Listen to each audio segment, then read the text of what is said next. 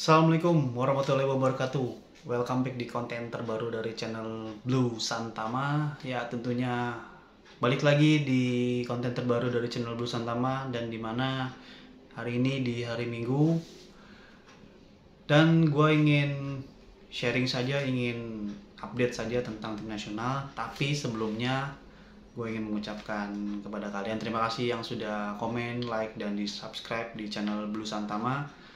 Dan tentunya tidak lupa gue selalu berkomitmen untuk menyampaikan update tim nasional kepada kalian semua, agar kalian tetap bisa mengetahui update timnas dari channel yang bisa dipertanggungjawabkan tentunya.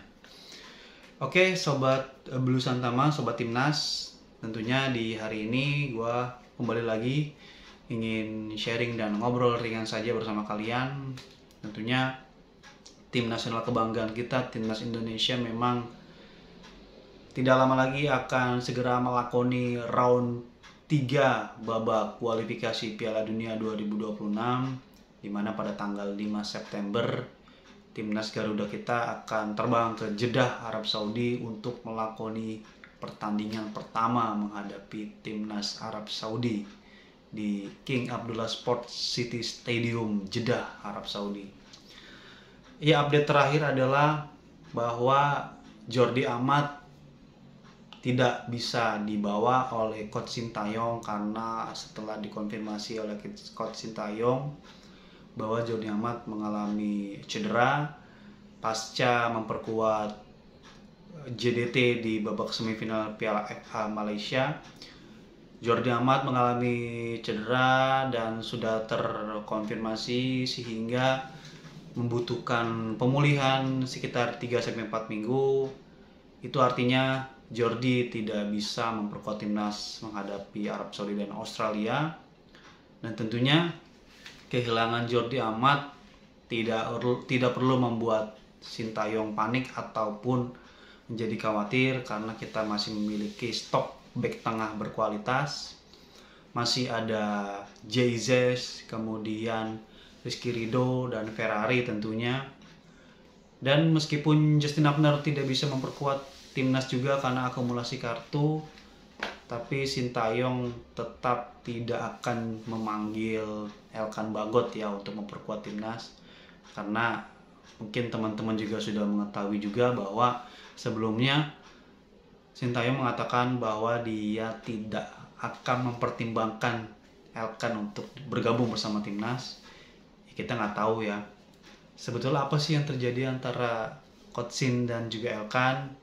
Di satu sisi mungkin Elkan memang memiliki satu kesalahan, tapi Sintayong pun juga masih kecewa berat, karena ada satu momen dimana harusnya Elkan pada saat mungkin pada saat babak playoff kemarin harusnya Elkan bisa bergabung, tapi ternyata tidak bisa bergabung. Ya mungkin di situ ada kekecewaan tersendiri dari Coach Sintayong. Ya, lagi-lagi ini asumsi gue, tapi sebenarnya kita nggak pernah tahu apa yang terjadi, karena keduanya juga tidak pernah mengungkapkan secara gamblang atau tipis-tipis gitu menginformasikan kepada media apa yang terjadi sebenarnya. Jadi Coach Sintayong tetap tidak akan membawa Elkan Bagot atau tidak akan memanggil Elkan Bagot untuk bergabung bersama timnas sebagai persiapan 2 laga penting nanti. Kemudian para pemain Liga 1 juga dari klub-klub Liga 1 seperti Persib Bandung sudah mengkonfirmasi bahwa pemainnya yaitu Dimas Drajat akan dipanggil untuk memperkuat timnas di ajang round 3 kualifikasi Piala Dunia. Ada Dimas Drajat, kemudian disusul oleh dari Dewa United ada Ricky Kambuaya dan juga Egy Maulana Fikri. Kemudian dari Persis Solo ada Ramadan Sananta. Kemudian Persija Jakarta mengirimkan 3 wakilnya ke timnas, yaitu Witan Sulaiman, Rizky Ridho, dan juga Muhammad Ferrari. Ya, para pemain Liga 1 yang sudah terkonfirmasi dipanggil Sintayong untuk timnas atau untuk menghadapi 2 laga ini tentu belum ditambah pemain yang abroad ya. Pemain yang abroad ya, kembali lagi gue meneruskan atau menyampaikan info yang bisa dipertanggungjawabkan dari Bung Ropan atau Bung Roni Pangemanan mengonfirmasi bahwa 14 pemain abroad akan pasti dipanggil ya, seperti Nathan Choaon, kemudian ada Ragnar Oratmangun di FC Dender, lalu ada Marcelino Ferdinand yang kemarin baru saja menaikkan kontrak bersama Oxford United FC, klub divisi 2 Championship. Kemudian ada Jay Izes, tentunya palang pintu dari Venezia klub Serie A. Kemudian ada juga seperti Nathan Choaon di Swansea. Ya, pemain-pemain yang abroad itu kurang lebih ada 14 yang dipastikan akan bergabung bersama timnas. Dan info dari Bung Ropan juga bahwa pemain akan berkumpul di tanggal 27 ya, 27 Agustus. Pemain atau 28 Agustus. Setelah semua pertandingan Liga 1 selesai, pemain akan berkumpul, pemusatan latihan, dan tanggal 1 September akan berangkat ke Jeddah untuk bersiap melakoni pertandingan menghadapi Arab Saudi ya. Tentunya ketidakhadiran Jordi Amat dan Justin Hubner tidak dipusingkan oleh Sintayong karena kita memiliki kualitas back yang kemampuannya setara dengan pemain-pemain yang tidak bisa bermain seperti Jordi Amat dan Justin Hubner. Tentu kita atau Sintayong memiliki opsi di mana ada Jay-Z dan juga Rizky Ridho yang bisa bermain di center back. Kemudian juga belum ada Ferrari, dan kita memiliki banyak pilihan. Kemudian juga para pemain abroad seperti Asnawi Mangku Alam, Pratama Arhan yang kemarin sempat heboh, rame, tetap akan dibawa oleh Sintayong. Dan juga Asnawi Mangku Alam Bahar yang bermain di Port FC Premier League Thailand atau Liga Utama Thailand juga akan dibawa. Lalu juga ada Calvin Verdong yang bermain bersama Nets Jimegan atau daerah divisi Belanda juga akan ikut di bawah. Jadi nanti akan ada 26 pemain yang akan dibawa oleh Sintayong untuk persiapan laga menghadapi Arab Saudi di Jeddah dan juga Australia di Jakarta atau di GBK ya. Nah, belum lagi nanti Martin Paes yang juga pastinya akan dibawa. Namun infonya memang Martin Paes tidak akan bisa memperkuat timnas di laga perdana menghadapi Arab Saudi karena memang tenggat waktu pendaftarannya sudah lewat, sehingga Martin Paes tidak sempat didaftarkan untuk menghadapi Arab Saudi, tapi dia akan mungkin main atau besar kemungkinan bisa bermain pada saat menghadapi Australia di Jakarta. Nah, ngomong-ngomong dengan Martin Paes nih, kemarin Sintayong sempat ditanya oleh wartawan apakah kehadiran Martin Paes tentu akan membuat posisi penjaga gawang mutlak milik Martin Paes. Ternyata enggak. Sintayong bilang ya kehadiran Martin Paes akan menambah kekuatan Indonesia, betul, tapi ini adalah persaingan. Jadi Hernando, Nadeo, Martin Paes, kemudian Adi Satrio memiliki peta persaingan yang sama. Jadi Sintayong nggak akan menjamin bahwa nggak akan menjamin bahwa Martin Paes akan selamanya menjadi starter di timnas. Tentu tidak gitu, karena Sintayong ini kan pelatih yang fair ya. Dia melihat pemain bagaimana, belum tentu pemain itu mungkin bagus di klubnya, tapi ketika bermain di timnas belum tentu akan memiliki kualitas yang sama.